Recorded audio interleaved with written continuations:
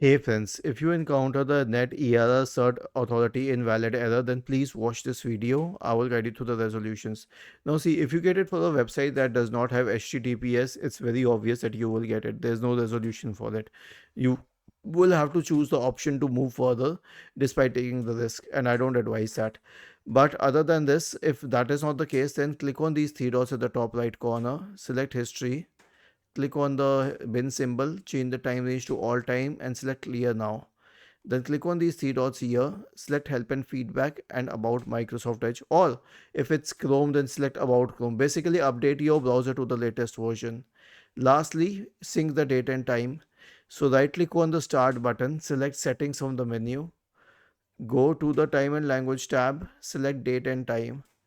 Turn all these three switches on and then click on sync now. Wait till you get a tick mark here.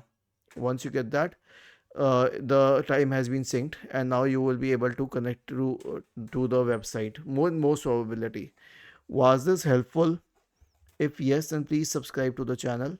If not, then let us know in the comment section of the video on how we could help you further.